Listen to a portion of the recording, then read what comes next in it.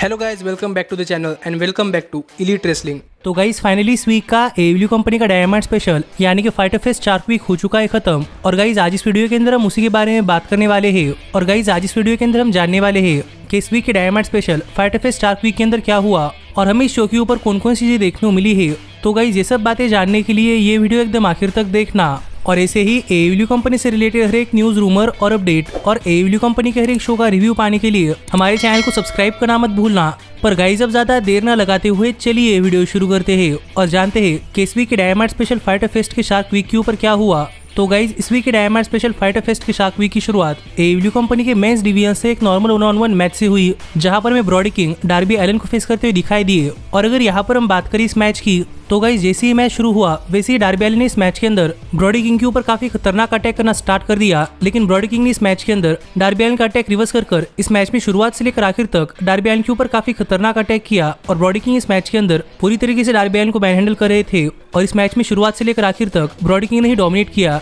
और ये सब देखकर एक टाइम के डार्बी एलन ने रिंग के बाहर से एक रस्सी ले ली और उस रस्सी से ब्रॉडी किंग के पैर बांध दिए, जिसके बाद डार्बी एलन इस मैच के अंदर अपना थोड़ा फॉर कमबैक कर पाए। लेकिन गाइस ये ज्यादा देर तक नहीं चला, क्योंकि तभी out of nowhere Darby Allin के ऊपर अपना फिनिशर लगाकर यहाँ पर ब्रॉडी किंग ने डार्बी एलन को पिन कर दिया। और गाइस डार्बी एलन को पिन कर ब्रॉडी किंग ने ये मैच जीत लिया है। जो देखा जाए तो इस वीक के डायमंड स्पेशल फाइटर फेस्ट के शार्क वीक को शुरू करने के लिए एक बहुत ही बढ़िया मैच था। पर गाइस ये मैच खत्म होने के बाद भी यहाँ पर ब्रॉडी किंग डार्बी एलन के ऊपर अटैक कर रहे थे, क्योंकि यहाँ पर ब्रॉडी किंग स्टिंग को बुलाना चाहते थे। जो देखकर स्टिंग भी यहाँ पर आ गए और यहाँ पर आकर स्टिंग ने ब्रॉडी किंग के ऊपर काफी खतरनाक अटैक करना स्टार्ट कर दिया। और यहाँ पर स्टिंग ब्रॉडी किंग के ऊपर अपना फिनिशर लगाने के लिए जा ही रहे थे कि तभी यहाँ पर सभी लाइट्स ऑफ हो गई। और गाइस लाइट्स वापस आने के बाद हमने देखा कि रिंग के अंदर कोई और नहीं बल्कि मैलेकाई ब्लैक खड़े थे। और यहाँ पर मैलेकाई ब्लैक और स्टिंग एक दूसरे के आमने सामने थे, जो देखने के लिए काफी मजा आ रहा था, क्योंकि इन दोनों का कैरेक्टर सेम ही है। पर तभी ब्रॉडी किंग ने स्टिंग को पीछे से पकड़ लिया और मैलेकाई ब्लैक ने स्टिंग के ऊपर अपना ब्लैक मिस फेंका, जिसके बाद ब्रॉडी किंग की सबमिशन के चलते स्टिंग यहाँ पर बेहोश हो गए। और यहाँ पर ब्रॉडी किंग और मैलेकाई ब्लैक अपनी जीत सेलिब्रेट कर ही रहे थे कि तभी हमें सरप्राइजिंगली यहाँ पर कोई और नहीं बल्कि मीरो आते हुए दिखाई दिए। और गाइस यहाँ पर मीरो एक चश्मा पहन कर आए थे, इसलिए हमें कुछ समझ नहीं आ रहा था कि मीरो मैलेकाई ब्लैक के साथ है या फिर मैलेकाई ब्लैक के खिलाफ, क्योंकि मैलेकाई ब्लैक ने मीरो के आंखों के अंदर ब्लैक मिस फेंका था। पर इसके साथ ही शो कमर्शियल के अंदर चला गया, तो देखना पड़ेगा कि आगे चलकर मीरो और मैलेकाई ब्लैक के बीच में क्या होता है। पर इसके बाद हमें डायमंड शो ऊपर देखा कि टोनी शिवानी बैकस्टेज में कोल कार्टर का इंटरव्यू ले रहे थे, जिन्होंने हाल ही में AEW कंपनी ज्वाइन की है। लेकिन तभी यहाँ पर रिकी स्टार्स आ गए और यहाँ पर आकर कोल कार्टर से बातें करते हुए रिकी स्टार्स ने कहा कि कोल अभी AEW कंपनी अंदर आए हैं, लेकिन रिकी स्टार्स AEW कंपनी अंदर काफी देर से है, इसलिए जो कुछ भी हो लेकिन कोल कार्टर को रिकी स्टार्स जो कहते हैं वो मानना पड़ेगा। जो सुनकर कोल कार्टर गुस्सा हो गए और यहाँ पर कोल कार्टर ने डायरेक्टली रिकी स्टार्स को FTW वर्ल्ड चैंपियनशिप के लिए चैलेंज कर दिया। और कोल कार्टर ने कहा कि अगर रिकी स्टार्स कोल कार्टर को हरा पाते हैं तो कोल कार्टर इसके बारे में सोचेंगे, जिसके ऊपर हाँ कहकर रिकी स्टार्स यहाँ चले गए, जिससे कि देखने के लिए मजा आने वाला था कि रिकी स्टार्स और कोल कार्टर के मैच के बीच में क्या होता है। लेकिन इसके बाद हमें डायमंड शो पर बेस्ट फ्रेंड जॉन मोक्सली और विले यूथा को एक नॉर्मल टैग टीम मैच के अंदर फेस करते हुए दिखाई दिए। और अगर यहाँ पर हम बात करें इस मैच की, तो गाइस ये मैच इस वीक के डायमंड शो पर एक बहुत ही बढ़िया मैच था। पर गाइस इस मैच के अंदर एक बहुत ही बढ़िया स्टोरी चल रही थी कि विले यूथा बेस्ट फ्रेंड को छोड़कर जॉन मोक्सली के पास चले गए थे, इसलिए यहाँ पर बेस्ट फ्रेंड्स काफी नाराज थे। और यहाँ पर विले यूथा अपने मेंटोर यानी कि चक टेलर को ओवरपावर करना चाहते थे, लेकिन चक टेलर इस मैच के अंदर बार बार विले यूथा को ओवरपावर कर रहे थे, जिससे विले यूथा फ्रस्ट्रेट हो रहे थे। और विले यूथा का चेहरा देखकर ट्रेंट तो वैसे ही काफी गुस्से में थे, क्योंकि जब से विले यूथा ने बेस्ट फ्रेंड को छोड़ा है तब से ट्रेंट विले यूथा के ऊपर काफी खतरनाक अटैक कर रहे हैं। और ये देखकर कई बार चक टेलर ने ट्रेंट को रोका, क्योंकि आखिरकार ये सब साथी थे, लेकिन विले यूथा ने फाइनली चक टेलर के ऊपर अटैक कर दिया। इसलिए आखिरकार इस मैच के अंदर बेस्ट फ्रेंड्स अपने सभी रिलेशंस भूल गए और बेस्ट फ्रेंड्स ने इस मैच के अंदर विले यूथा के ऊपर काफी खतरनाक अटैक करना स्टार्ट कर दिया। और ये सब जॉन मोक्सली देख रहे थे। और जैसे ही जॉन मोक्सली को फाइनली टैग मिला तो जॉन मोक्सली ने इस मैच के अंदर आकर बेस्ट फ्रेंड्स के ऊपर काफी खतरनाक अटैक कर दिया। और फाइनली यहाँ पर जॉन मोक्सली और विले यूथा मिलकर बेस्ट फ्रेंड्स के ऊपर अपना फिनिशर लगाने के लिए जा रहे थे, पर बेस्ट फ्रेंड्स ने जॉन मोक्सली को रिंग के बाहर कर दिया और विले यूथा के ऊपर अपना फिनिशर लगाकर विले यूथा को पिन कर दिया। पर गाइस सरप्राइजिंगली विले यूथा टेक आउट कर पाए, जो देखकर जॉन मोक्सली तो खुशी थे। पर ट्रेंट ने विले यूथा के ऊपर फिर एक बार अपना फिनिशर लगा दिया और इस बार जॉन मोक्सली ने आकर ये मैच सेव कर लिया। और एक पॉइंट पर इस मैच के सभी सुपरस्टार्स नीचे थे और फैंस भी ये मैच काफी एंजॉय कर रहे थे। लेकिन अगर यहाँ पर हम बात करें इस मैच की विनर की, तो गाइस आखिरकार चक टेलर विले यूथा के ऊपर अपना फिनिशर लगाने के लिए जा रहे थे, लेकिन विले यूथा ने इसे पिन के अंदर कन्वर्ट कर लिया और चक टेलर के ऊपर रोल अप पिन कर विले यूथा ने ये मैच जीत लिया है। जो देखा जाए तो इस वीक के डायमंड शो पर एक ठीक ठाक सा मैच था। और गाइस हमें इस मैच के अंदर रेसलिंग तो नहीं लेकिन स्टोरी बहुत ही बढ़िया देखने को मिली है। और ये मैच खत्म होते ही हम देख पा रहे थे कि बैकस्टेज में डेनियल गार्सिया विले यूथा को देख रहे थे, क्योंकि आपको तो पता ही होगा कि रिंग ऑफ ऑनर कंपनी के डेथ बिफोर डिशनल पेपर के ऊपर इन दोनों का रिंग ऑफ ऑनर कंपनी के प्योर चैंपियनशिप के लिए मैच होने वाला है। पर इसके बाद हमें डायमंड स्पेशल फाइटर फेस्ट के शार्क वीक के ऊपर क्लूडियो कैस्टलोंगी यानी कि सेज़ारो और जोनाथन ग्रेशियम का एक हाइप वीडियो देखने को मिला, जिसके बाद टोनी शिवानी ने इस वीक के डायमंड शो पर स्वर्ट स्टिटलैंड और कीथ ली को बुला लिया और यहाँ पर आकर स्वर्ट स्टिटलैंड और कीथ ली अपनी tag team championship victory celebrate कर रहे थे। और यहीं पर आकर बात करते हुए स्वर्ट स्टिटलैंड और कीथ ली ने कहा कि उनकी जीत सेलिब्रेट करने के लिए स्वर्ट स्टिटलैंड के दोस्त और बहुत ही बढ़िया सिंगर यानी केविन ड्रेक आए थे।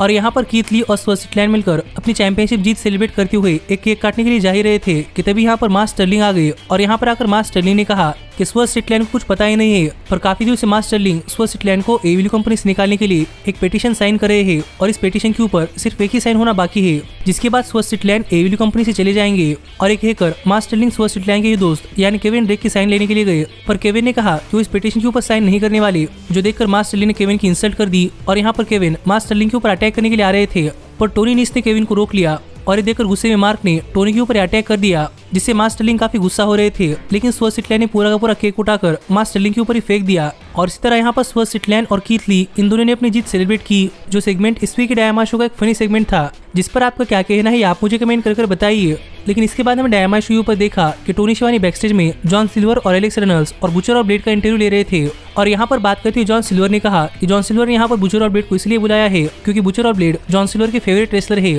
और इसीलिए जॉन सिल्वर बुचर और ब्लेड को एक टी शर्ट गिफ्ट करना चाहते हैं। जो टी शर्ट यहाँ पर जॉन सिल्वर बुचर और ब्लेड को गिफ्ट कर ही रहे थे कि तभी यहाँ पर बुचर और ब्लेड ने जॉन सिल्वर और एलेक्स रेनॉल्ड्स के ऊपर अटैक करना स्टार्ट कर दिया और यहाँ पर अटैक रोकने के लिए हैंगमैन एडम पेज आ गए, जिन्हें देखकर बुचर और ब्लेड यहाँ से भाग गए। तो देखना पड़ेगा कि आगे इनके बीच में क्या होता है। पर इसके बाद हमें डायमंड शो पर क्रिश्चियन केज और जोरासी एक्सप्रेस मिलकर एक नॉर्मल टैग टीम मैच के अंदर वार्सिटी ब्लॉन्ड्स को फेस करते हुए दिखाई दिए। और अगर यहाँ पर हम बात करें इस मैच की, तो गाइस इस मैच की शुरुआत में लुचासोरस इस मैच के अंदर लीगल थे और लुचासोरस ने इस मैच के अंदर वार्सिटी ब्लॉन्ड्स के ऊपर काफी खतरनाक अटैक करना स्टार्ट कर दिया, जो देखकर दोनों ग्रिफ गैरिसन और ब्रायन पिलमन जूनियर रिंग के अंदर आ गए और यहाँ पर दोनों मिलकर लुचासोरस के ऊपर अटैक कर रहे थे। लेकिन लुचासोरस ने इन दोनों का अटैक रिवर्स कर दिया और यहाँ पर क्रिश्चियन के लुचासोरस को गाइड कर रहे थे। जो सब बातें सुनकर लुचासोरस ने वार्सिटी ब्लॉन्ड्स के ऊपर अपना फिनिशर यानी कि चोकस्लैम लगा दिया और फाइनली क्रिश्चियन केज ने रिंग के अंदर आकर वार्सिटी ब्लॉन्ड्स को पिन कर ये मैच जीत लिया है। और गाइस क्रिश्चियन केज और लुचासोरस के मैच जीतने के बाद यहाँ पर लुचासोरस और क्रिश्चियन केज जंगल बॉय और लुचासोरस की तरह अपनी जीत सेलिब्रेट कर रहे थे। पर गाइस तभी में सरप्राइजिंगली यहाँ पर जंगल बॉय अपना रिटर्न करते हुए दिखाई दिए, जिनके हाथ में एक चेयर भी थी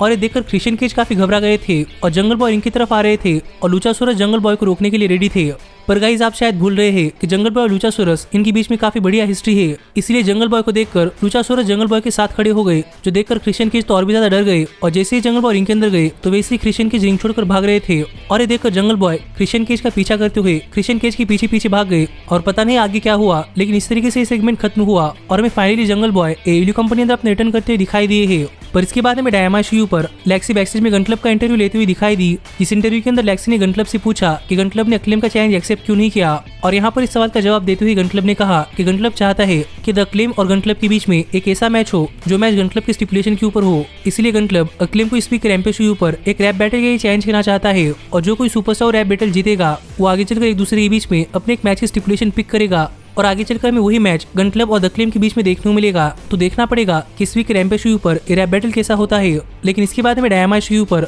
कोल कार्टर FTW वर्ल्ड चैंपियनशिप के लिए एक नॉर्मल 1-on-1 मैच के अंदर रिकी स्टार्स को फेस करते हुए दिखाई दिए। और अगर यहाँ पर हम बात करें इस मैच की, तो गाइस ये मैच भी इस वीक डायमंड शो का एक बहुत ही बढ़िया मैच था, जहाँ पर इस मैच की शुरुआत में रिकी स्टार्स ने इस मैच के अंदर काफी डोमिनेट किया, पर रिकी स्टार्स काफी ओवर कॉन्फिडेंट थे और इसी चीज का फायदा उठाकर कोल कार्टर ने इस मैच के अंदर अपना कमबैक कर रिकी स्टार्स के ऊपर काफी खतरनाक अटैक करना स्टार्ट कर दिया, जो देखकर रिकी स्टार्स रिंग छोड़कर बाहर चले गए और अपनी हील टैक्टिक्स का इस्तेमाल कर रिकी स्टार्स इस मैच के अंदर अपना कमबैक कर रहे थे। जिसके बाद हमें इस मैच में दोनों ही सुपरस्टार्स की तरफ से बहुत ही बढ़िया मूव्स देखने को मिले हैं और आखिरकार इस मैच के अंदर कोल कार्टर रिकी स्टार्स के ऊपर अपना फिनिशर यानी कि 450 स्लैश लगाने के लिए जा रहे थे, पर रिकी स्टार्स साइड में हो गए और रिकी स्टार्स ने कोल कार्टर के ऊपर अपना फिनिशर स्पीयर लगा दिया और फाइनली यहाँ पर कोल कार्टर को पिन कर रिकी स्टार्स ने मैच जीत लिया है और रिकी स्टार्स स्टिल है FTW वर्ल्ड चैंपियन। जो मैच तो इस वीक के डायमंड शो का एक बहुत ही बढ़िया मैच रहा, लेकिन गाइस ये मैच खत्म होने के बाद यहाँ पर रिकी स्टार्स ने माइक ले लिया और रिकी स्टार्स ने बात करते हुए कहा कि रिकी स्टार्स अभी अपनी FTW वर्ल्ड चैंपियनशिप डिफेंड करने के लिए रेडी है और अगर कोई रिकी स्टार्स को चैलेंज करता है तो रिकी स्टार्स चैलेंज एक्सेप्ट करने वाले हैं। जो बातें यहाँ पर रिकी स्टार्स ने कही और गाइस तभी यहाँ पर डैनाउसन आ गए और यहाँ पर आकर डैनाउसन ने रिकी स्टार्स का चैलेंज एक्सेप्ट कर लिया,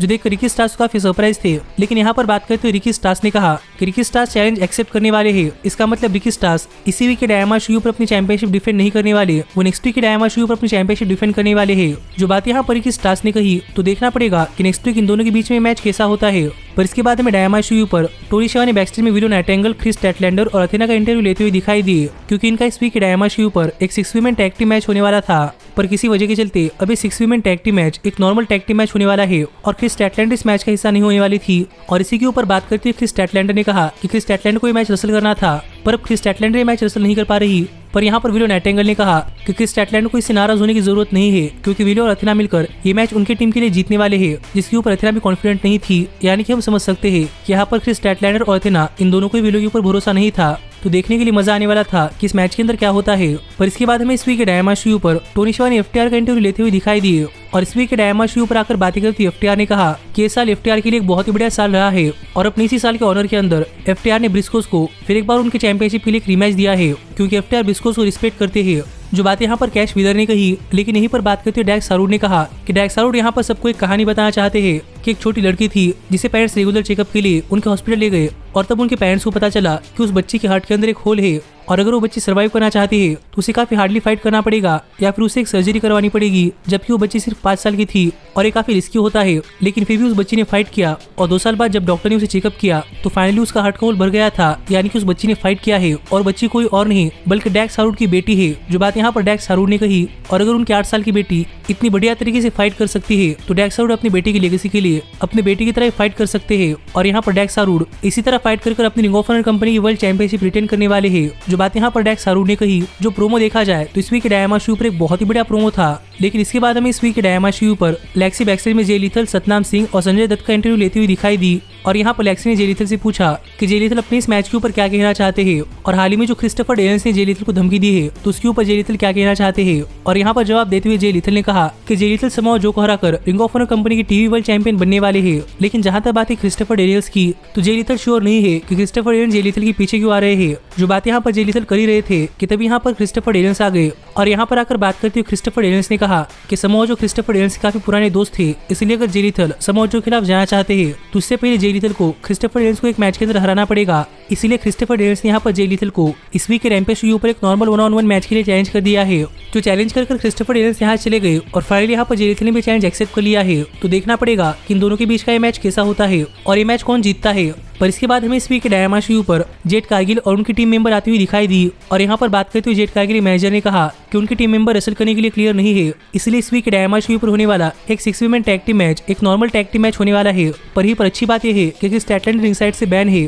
इसलिए ये मैच काफी बढ़िया मैच होगा। जो बात यहाँ पर जेट कारगिल के मैनेजर ने कही, जिसके बाद इस वीक के डायमंड शो पर जेट कारगिल और कियारा होगन और अथेना और विलो इनके बीच में एक नॉर्मल टैग टीम मैच शुरू हुआ। और अगर यहाँ पर हम बात करें इस मैच की तो गाइस ये मैच भी इस वीक के डायमंड शो पर एक बहुत ही बढ़िया मैच था और जहां पर इस मैच में विलो से किसी को एक्सपेक्टेशन नहीं थी तो वहीं पर विलो ने इस मैच के अंदर अपनी बहुत ही बढ़िया परफॉर्मेंस दी है और विलो ने इस मैच के अंदर प्रूव कर दिया है कि विलो भी अथेना, क्रिस स्टैटलैंडर, जेट कारगिल और कियारा होगन इनके लेवल की सुपरस्टार है। और ये मैच तो एक काफी बढ़िया मैच रहा और इस मैच के अंदर सभी फैंस जेट कारगिल को काफी अप्रिशिएट कर रहे थे क्योंकि ये मैच उनके होम टाउन के अंदर था। पर वही अगर यहाँ पर हम बात करें इस मैच की विनर की तो गाइस फाइनली इस मैच के आखिर में जब अथेना जेट कारगिल के ऊपर अटैक कर रही थी तब जेट कारगिल के मैनेजर बीच में आ गए और अथेना ने गुस्से में जेट कारगिल मैनेजर को यहाँ से धक्का दे दिया और इसी चीज का फायदा उठाकर जेट कारगिल ने अथेना को स्टेप्स के ऊपर फेंक दिया, जिससे कि अथेना इस मैच से बाहर हो गई और इनके अंदर जाकर जेट कारगिल ने विलो के ऊपर अपना फिनिशर यानी कि जेडेड लगा दिया और यहाँ पर विलो को पिन कर जेट कारगिल ने अपने टैग टीम के लिए मैच जीत लिया है। जो मैच इस वीक के डायमंड शो पर एक बहुत ही बढ़िया मैच रहा। लेकिन इसके बाद हमें डायमंड शो पर टोनी शेवा ने थंडरस्टॉर्म का इंटरव्यू लेते हुए दिखाई दिए और यहाँ पर बात करते हुए थंडर रोजा ने कहा कि थंडर रोजा नेक्स्ट वीक के डायमंड शो पर उस जापानीज सुपरस्टार के खिलाफ अपनी वर्ल्ड चैंपियनशिप डिफेंड करने वाली है और थंडर रोजा एक फेयर फाइट के लिए होप कर रही है। पर तभी यहाँ पर ब्रिट बेकर और जिमी हेटर आ गए और यहाँ पर आकर बात करते हुए ब्रिट बेकर और जिमी हेटर ने कहा कि वो नहीं चाहती कि थंडर रोजा एडब्ल्यू कंपनी शोज के ऊपर बार बार आए, इसलिए इस वीक रैम्पेज शो पर ब्रिट बेकर और जिमी हेटर जाने वाले हैं और ब्रिट बेकर चाहती है कि थंडर रोजा वहाँ पर ना आए क्योंकि ब्रिट बेकर को ऐसा टाइम चाहिए जहाँ पर थंडर रोजा ना हो। तो देखना पड़ेगा कि इस वीक रैम्पेज शो पर आकर ब्रिट बेकर क्या करती है। पर गाइज इस सब के बाद फाइनली यहाँ पर टाइम हो चुका था इस वीक के डायमंड शो के मेन इवेंट का। लेकिन उससे पहले मैं आपको बताना चाहूंगा कि एडब्ल्यू कंपनी के हर एक न्यूज, रूमर और अपडेट हमारे चैनल के ऊपर वीडियो आने से पहले जानने के लिए ऊपर आए हुए कार्ड के ऊपर क्लिक कर हमारी ये वीडियो देखकर हमारे चैनल की एप्लीकेशन डाउनलोड करना मत भूलना। और एडब्ल्यू कंपनी, डब्ल्यूडब्ल्यूई कंपनी या फिर रिंग ऑफ ऑनर कंपनी किसी भी कंपनी सुपरस्टार की मर्चेंडाइज खरीदने के लिए ऊपर आए हुए कार्ड के ऊपर क्लिक कर हमारी दूसरी वीडियो देखकर इन सभी सुपरस्टार की मर्चेंडाइज इंडिया के अंदर खरीदना मत भूलना, जैसे कि टी शर्ट्स या फिर हुडीज। और हाँ, ये वीडियोस काफी पुरानी है, इसलिए अगर आपको इस वीडियो के के अंदर मेरे बात करने का तरीका अजीब लगता है तो उसके लिए सॉरी, क्योंकि तब मेरे पास उतना एक्सपीरियंस नहीं था। और हाँ, शाम को इस शो की एनालिसिस वीडियो आने वाली है तो वीडियो भी देखना मत भूलना। पर गाइज, इस सब के बाद फाइनली यहाँ पर टाइम हो चुका था इस वीक के डायमंड स्पेशल फाइटर फेस्ट के शार्क वीक के मेन इवेंट का, जहाँ पर हमें एक बार्ब वायर एवरीवेयर मैच देखने को मिल रहा था। और गाइज, यहाँ पर लिटरली एवरीवेयर बार्ब वायर थे, जस्टिन रॉबर्ट्स के माइक के ऊपर भी। और गाइज, इस मैच से पहले जेरिको ऑपरेशन सोसाइटी को एक केज के अंदर लॉक कर दिया गया, जिसके बाद क्रिस जेरिको यहाँ पर आ गए और एडी किंग्सले भी यहाँ पर आ गए। और यहाँ पर आते ही एडी किंग्स ने जस्टिन रॉबर्ट्स का माइक लेकर क्रिस जेरिको के ऊपर अटैक करना स्टार्ट कर दिया, जिसी के साथ ये मैच शुरू हुआ। और गाइज, ये मैच एक बार्ब वायर मैच है और इस मैच को जीतने का सिर्फ एक ही तरीका है, पिनफॉल या फिर सबमिशन, और वो भी रिंग के अंदर। और इस मैच में कोई डिस्क्वालिफिकेशन नहीं था, इसलिए गाइज ये मैच इस वीक के डायमंड शो के मेन इवेंट के अंदर एक बहुत ही बढ़िया मैच रहा है। और गाइज, हमें इस मैच के अंदर क्रिस जेरिको और एडी किंगस्टन इन दोनों की तरफ से बहुत ही बढ़िया मूव्स देखने को मिले हैं। और ये दोनों इस मैच के अंदर एक दूसरे के वेलबींग की फिगर करते हुए एक दूसरे को बार्ब वायर के ऊपर फेंकते हुए दिखाई दिए। और हमें इस मैच के अंदर ऐसे मूव्स भी देखने को मिले हैं जो कि मैं आपको एक्सप्लेन भी नहीं कर सकता। पर गाइज, एक बहुत ही बढ़िया मैच के बाद अगर यहाँ पर हम बात करें इस मैच की विनर की, तो गाइज एक टाइम के लिए इस मैच के अंदर एडी किंग्स्टन ने क्रिस जेरिको के ऊपर रिंग के बाहर एक बार्ब वायर टेबल के थ्रू एक बहुत ही बड़ा सुपरप्लेक्स लगाई। और ये देखकर रिंग साइड पर बैठी हुई एडी किंग्स्टन की दोस्त यानी रूबिसो भी काफी शॉक थी। लेकिन तभी यहाँ पर टाई कॉन्टी आ गई और यहाँ पर आकर टाई कॉन्टी ने रूबिसो के ऊपर अटैक करना स्टार्ट कर दिया। और ये देखकर यहाँ पर टाई कॉन्टी को रोकने के लिए एना जे आ गई और यहाँ पर आकर एना जे ने टाई कॉन्टी को रोक लिया। पर गाइज, तभी में सरप्राइजिंगली एडब्ल्यू कंपनी अंदर काफी शॉकिंग हील टर्न देखने को मिला है, क्योंकि यहाँ पर एना जे ने रूबिसो के ऊपर अटैक कर दिया और यहाँ पर एना जे और टाई कॉन्टी इन दोनों ने एक दूसरे को गोली लगा लिया, जिससे कि आप समझ सकते हैं कि यहाँ पर एना जे का एक हील टर्न हो चुका है। लेकिन इसके बाद यहाँ पर एना जे ने जेरिको ऑपरेशन सोसाइटी का केज नीचे कर दिया और टाई कॉन्टी ने जाकर उस केज का लॉक खोल दिया, जहाँ पर पॉल हेमन की तरह ही टाई कॉन्टी को लॉक खोलने के लिए काफी मेहनत करनी पड़ी। पर इसके बाद जेरिको ऑपरेशन सोसाइटी इस मैच के अंदर आ गई और यहाँ पर आकर जेरिको ऑपरेशन सोसाइटी ने एडी किंग्स्टन के ऊपर अटैक करना स्टार्ट कर दिया, जो देखकर यहाँ पर ब्लैकपूल कॉम्बैट क्लब यानी कि जॉन मॉक्सली, क्लूडियो कैस्टलॉन्गी, व्हीलर यूथा और ओटिस आ गए और इन सभी ने मिलकर जेरिको ऑपरेशन सोसाइटी के ऊपर अटैक कर दिया। और इनके अंदर ओटिस ने क्रिस जेरिको के ऊपर अटैक कर दिया, जिसका फायदा उठाकर क्रिस जेरिको एक बार्ब वायर टेबल के थ्रू रखकर एडी किंग्स्टन ने क्रिस जेरिको को पिन कर दिया। लेकिन फिर भी जेरिको किक आउट कर पाए, जो देखकर एडी किंग्स्टन काफी सरप्राइज थे। और यहाँ पर एडी किंग्स्टन जेरिको के ऊपर बार्ब वायर स्टील चेयर से अटैक करने के लिए गए, पर जेरिको ने एडी किंग्स्टन के ऊपर एक कोड ब्रेकर लगा दिया और एडी किंग्स्टन को पिन कर दिया। पर फिर भी यहाँ पर एडी किंग्स्टन किक आउट कर पाए, जो तो काफी सरप्राइजिंग चीज थी। और यहाँ पर क्रिस जेरिको बार्ब वायर से एडी किंग्स्टन के ऊपर अटैक करने के लिए गए, लेकिन एडी किंग्स्टन ने क्रिस जेरिको के ऊपर आउट ऑफ नोवेयर अपना फिनिशर स्पिनिंग बैकफिस्ट लगा दिया। लेकिन गाइस, फिर भी जेरिको किक आउट कर पाए। इस पॉइंट के ऊपर इस मैच के अंदर सभी लोग दिस इज ऑसम के चैंट्स कर रहे थे और ये देखकर एडी किंग्स्टन बार्ब वायर लेकर आ गए और उस बार्ब वायर को जेरिको के मुंह के ऊपर लगाकर एडी किंग्स्टन ने क्रिस जेरिको के ऊपर अपना सबमिशन मूव लगा दिया। और यहाँ पर देखने में ऐसा लग रहा था कि एडी किंग्स्टन मैच जीतने ही वाले हैं, लेकिन तभी यहाँ पर सैमी गवेरा आ गए और यहाँ पर आकर सैमी गवेरा ने एडी किंग्स्टन के ऊपर अटैक कर दिया। और यहीं पर सैमी गवेरा की मदद के चलते क्रिस जेरिको ने एडी किंग्स्टन के ऊपर उसी बार्ब वायर से अपना फिनिशर यानी जूडस इफेक्ट लगा दिया और यहाँ पर एडी किंग्स्टन को पिन कर क्रिस जेरिको ने ये मैच जीत लिया है। जो मैच देखा जाए तो इस वीक के डायमंड शो पर एक बहुत ही बढ़िया मैच रहा। लेकिन गाइस, ये मैच खत्म होने के बाद यहाँ पर जेरिको और सैमी गवेरा मिलकर एडी किंग्स्टन के ऊपर अटैक कर रहे थे, लेकिन एडी किंग्स्टन ने अटैक रिवर्स कर दिया और सैमी गवेरा को रिंग के नीचे फेंक कर एडी किंग्स्टन ने क्रिस जेरिको को रिंग के बाहर बार्ब वायर से बने एक स्पाइडर वेब के ऊपर फेंक दिया, जहां पर क्रिस जेरिको काफी बुरी तरीके से फंस गए। और इसी तरीके से इस वीक के डायमंड स्पेशल यानी कि फाइटर फेस्ट का शार्क वीक ऑफ एयर चला गया। जो शो देखा जाए तो गाइज मुझे एक बहुत ही बढ़िया शो लगा है और गाइज आप भी मुझे कमेंट कर बताइए कि शो के ऊपर आपका क्या कहना है। और ऐसे ही एडब्ल्यू कंपनी से रिलेटेड हर एक न्यूज, रूमर और अपडेट और एडब्ल्यू कंपनी के हर एक शो का रिव्यू पाने के लिए हमारे चैनल को सब्सक्राइब करना मत भूलना। पर गाइज, अब मैं मिलता हूँ आपसे अगली वीडियो के अंदर, पर तब तक stay healthy, stay happy and keep watching elite wrestling. Hey, did you like that video? Click the screen for more. And where do you think you're going? Check out our official merchandise page and to support the entire cast. And thanks so much for being the elite. The elite, the elite. What, Nick, you're not going to sing it all with me this time?